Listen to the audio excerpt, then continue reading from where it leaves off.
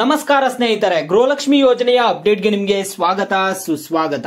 ನೋಡಿ, ಇಲ್ಲಿ ಗೃಹಲಕ್ಷ್ಮಿ ಯೋಜನೆಯ ಎಲ್ಲಾ ಫಲಾನುಭವಿಗಳಿಗೆ ಲಕ್ಷ್ಮಿ ಹೆಬ್ಬಾಳ್ಕರ್ ಅವರು ಒಂದು ಸ್ಪಷ್ಟನೆ ಆದ್ರೆ ಕೊಟ್ಟಿದ್ದಾರೆ. ಗೃಹಲಕ್ಷ್ಮಿ 11ನೇ ಕಂತಿನ ಹಣದ ಕುರಿತು ಮತ್ತು 12ನೇ ಕಂತಿನ ಹಣದ ಕುರಿತು ಅವರೇ ಸ್ವತಃ ಏನ್ ಮಾತಾಡಿದ್ದಾರೆ, ಅವ್ರು ಏನ್ ಹೇಳಿದ್ದಾರೆ ಅನ್ನುವಂತಹ ವಿಡಿಯೋನ ತೋರಿಸ್ತೀನಿ. ಎಲ್ಲರೂ ವಿಡಿಯೋ ಕೊನೆವರೆಗೂ ನೋಡಿ, ಅವ್ರು ಏನ್ ಹೇಳಿದ್ದಾರೆ ಅನ್ನುವಂಥದ್ದು ನೀವು ಕೇಳಿಸ್ಕೊಳ್ಳಿ.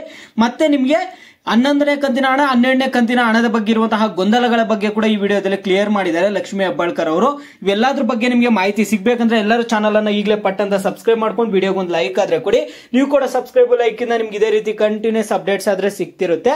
ಈಗಾಗಲೇ ಯಾರು ಸಬ್ಸ್ಕ್ರೈಬ್ ಲೈಕ್ ಮಾಡಿ ವಿಡಿಯೋ ನೋಡ್ತಿದ್ರು ಎಲ್ಲರಿಗೂ ನನ್ನ ಒಂದು ಹೃದಯ ಪೂರ್ವಕ ಧನ್ಯವಾದಗಳು. ನೋಡಿ, ಈಗ ನಾನು ಡೈರೆಕ್ಟ್ ಟಾಪಿಕ್ ಗೆ ಬರ್ತೀನಿ. ನೋಡಿ, ಇಲ್ಲಿ ಗೃಹಲಕ್ಷ್ಮಿ ಯೋಜನೆಯ ಹಣ ಬರುತ್ತೋ ಬರಲ್ವೋ ಅನ್ನುವಂತಹ ಗೊಂದಲಗಳೆಲ್ಲ ಆದ್ರೆ ಸರ್ಕಾರದ ಕಡೆಯಿಂದ ರಿಪ್ಲೈನೇ ಬಂದಿರಲಿಲ್ಲ. ಲಕ್ಷ್ಮಿ ಹೆಬ್ಬಾಳ್ಕರ್ ಅವ್ರ ಕಡೆಯಿಂದ ಆಗಿರ್ಬೋದು, ಸಿಎಂ ಸಿದ್ದರಾಮಯ್ಯ ಅವ್ರ ಕಡೆಯಿಂದ ಆಗಿರ್ಬೋದು, ಗೃಹಲಕ್ಷ್ಮಿ ಯೋಜನೆ ಹಣ ಜಮಾ ಮಾಡ್ತಾರಾ ಮಾಡಲ್ವಾ ಅಂತ ಅವರೊಂದು ರಿಪ್ಲೈ ಆದ್ರೆ ಮಾಡಿರ್ಲಿಲ್ಲ. ಈಗ ಅವರೊಂದು ರಿಪ್ಲೈ ಕೂಡ ಮಾಡಿದ್ದಾರೆ. ಈಗ ಬೇರೆ ಆಪೋಸಿಷನ್ ಪಾರ್ಟಿ ಕಡೆಯಿಂದ ಎಲ್ಲ ಏನ್ ಹೇಳ್ತಿದ್ರು, ಗ್ಯಾರಂಟಿ ಯೋಜನೆಗಳಿಗೆ ದಲಿತರ 14,000 ಕೋಟಿ ರು ಕಸಿದು ಕೊಟ್ಟ ಸಿದ್ದರಾಮಯ್ಯ ಅಂತ ಹೇಳ್ತಿದ್ರು. ಇದೆಲ್ಲ ನ್ಯೂಸ್ ಚಾನಲ್ ಅಲ್ಲಿ ಬಂದಿತ್ತು. ಇದು ನಿಜ ಅಂತ ಕೂಡ ಎಲ್ಲರೂ ಹೇಳ್ತಿದ್ರು.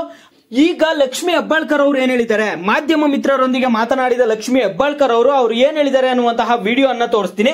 ಈ ವಿಡಿಯೋ ಅಲ್ಲಿ ನೀವು ಕ್ಲಿಯರ್ ಆಗಿ ಕೇಳಿಸ್ಕೊಳ್ಳಿ. ಲಕ್ಷ್ಮಿ ಹೆಬ್ಬಾಳ್ಕರ್ ಅವರು ಏನ್ ಹೇಳಿದ್ದಾರೆ ಅನ್ನುವಂಥದ್ದನ್ನ ನೀವು ಕ್ಲಿಯರ್ ಆಗಿ ಸೌಂಡ್ ಅನ್ನುವಂಥದ್ದು ಕ್ಲಿಯರ್ ಆಗಿ ಕೇಳಿಸ್ಕೊಳ್ಳಿ.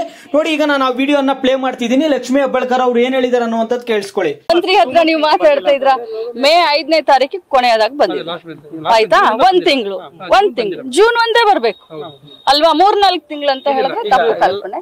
ಜೂನ್ಗೂ ಕೂಡ ಈಗಾಗಲೇ ಡಿಬಿಟಿಯನ್ನ ಪುಷ್ ಮಾಡಾಗಿದೆ. ಆಲ್ರೆಡಿ SC ST ಅವ್ರಿಗೆ ಈಗಾಗಲೇ ಮುಟ್ಟಿದೆ ಇಡೀ ರಾಜ್ಯದಲ್ಲಿ. ಇದು ಕೂಡ ಜೂನ್ ಮತ್ತೆ ಜುಲೈ ಏನಿದೆ, ಜೂನದ ಮೊದಲು ಹಾಕ್ತಿವಿ, ಜುಲೈದು 15th ನಂತರ ಹಾಕ್ತಿವಿ. ಈಗಾಗಲೇ ಡಿಬಿಟಿ ಪುಷ್ ಮಾಡಾಗಿದೆ. ಟ್ರೆಜರಿಯಿಂದ ಕ್ಲಿಯರ್ ಆಗಿ ಡಿಬಿಟಿ ಪುಷ್ ಆಗಿದೆ. ಇನ್ನೇನು 2-3 ದಿನದಲ್ಲಿ ಎಲ್ಲರಿಗೂ ಹಣ ನೋಡಿದ್ರಲ್ಲ. ಲಕ್ಷ್ಮಿ ಹೆಬ್ಬಾಳ್ಕರ್ ಅವ್ರು ಹೇಳ್ತಿರುವಂತದ್ದೇನು, ನಾವು 1 ತಿಂಗಳಿನ ಹಣ ಮಾತ್ರ ಕೊಟ್ಟಿಲ್ಲ, ಕಳೆದ 2 ತಿಂಗಳಾಗಿರ್ಬೋದು, 4 ತಿಂಗಳಿನಿಂದ ಹಣ ಕೊಟ್ಟಿಲ್ಲ, ಈ ರೀತಿಯಾಗೆಲ್ಲ ಸುಳ್ಳು ಮಾಹಿತಿಗಳು ಕೊಡ್ತಿದ್ದಾರೆ. ನಾವು ಗೃಹಲಕ್ಷ್ಮಿ ಯೋಜನೆಯ 11ನೇ ಕಂತಿನ ಹಣ ಮಾತ್ರ ಕೊಟ್ಟಿಲ್ಲ.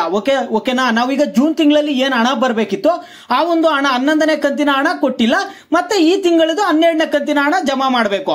ನಾವು 11ನೇ ಕಂತಿನ ಹಣ ಈಗ ಈ ತಿಂಗಳಲ್ಲಿ ಜುಲೈ ತಿಂಗಳಲ್ಲಿ ಜಮಾ ಮಾಡ್ತೀವಿ. 12ನೇ ಕಂತಿನ ಹಣ ಏನ್ ಬರ್ಬೇಕಿತ್ತು ಅದನ್ನ ಜುಲೈ 15ನೇ ತಾರೀಕು ಮೇಲೆ ಜಮಾ ಮಾಡ್ತೀವಿ ಅಂತ ಹೇಳಿದ್ದಾರೆ.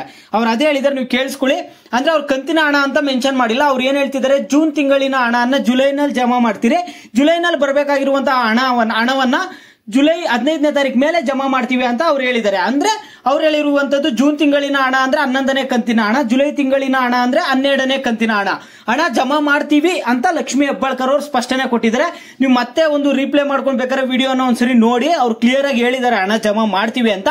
ಅವರು ಏನಂದ್ರೆ ಜೂನ್ 28ನೇ ತಾರೀಕು ಇದೇ ಮಾತು ಹೇಳಿದ್ರು, ಜೂನ್ 30ನೇ ತಾರೀಕು ಒಳಗಡೆ ಜಮಾ ಮಾಡ್ತೀವಿ ಅಂತ ಹೇಳಿದ್ರು. ಆದ್ರೆ ಜಮಾ ಆದ್ರೆ ಮಾಡಿಲ್ಲ. ಈಗ ಅವ್ರೇನ್ ಹೇಳ್ತಿದ್ದಾರೆ, SC ST ಅವರಿಗೆ ಹಣ ಆದ್ರೆ ಈಗಾಗಲೇ ತಲುಪಿದೆ, ಅವ್ರಿಗೆ ಹಣ ಜಮಾ ಆಗಿದೆ. ಜೂನ್ ತಿಂಗಳಿನ ಹಣ ಅಂದ್ರೆ ಜೂನ್ ತಿಂಗಳಿನ ಗೃಹಲಕ್ಷ್ಮಿ 11ನೇ ಕಂತಿನ ಹಣ ಜಮಾ ಆಗಿದೆ ಅಂತ ಲಕ್ಷ್ಮಿ ಹೆಬ್ಬಾಳ್ಕರ್ ಅವರು ಹೇಳ್ತಿರುವಂತದ್ದು. ಇದು ಸದ್ಯ ಮಟ್ಟಕ್ಕೆ ಸರ್ಕಾರದ ಕಡೆಯಿಂದ ಅವ್ರು ಕೊಡ್ತಿರುವಂತಹ ಅಪ್ಡೇಟ್ಸ್ ಆಗಿದೆ.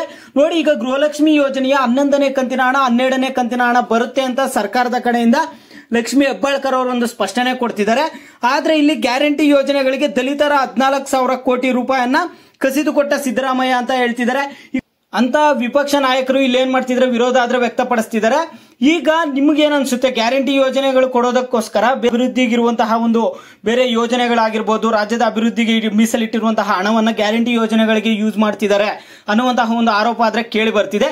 ಈ ರೀತಿಯಾಗಿ ಹೇಳ್ತಿದ್ದಾರೆ. ಈಗ ನಿಮ್ಗೆ ಇವೆಲ್ಲ ಕೇಳಿ ಆದ್ಮೇಲೆ ನಿಮ್ಗೆ ಗೃಹಲಕ್ಷ್ಮಿ ಯೋಜನೆಯ ಹಣ ಬೇಕಾ ಬೇಡವಾ, ಏನು ನಿಮ್ಮ ಒಂದು ಅಭಿಪ್ರಾಯಗಳು ಏನು ಅನ್ನುವಂಥದ್ದನ್ನ ಪ್ರತಿಯೊಬ್ರು ವಿಡಿಯೋಗೆ ಲೈಕ್ ಮಾಡ್ಬಿಟ್ಟು ಕಾಮೆಂಟ್ ಮುಖಾಂತರ ತಿಳಿಸಿ.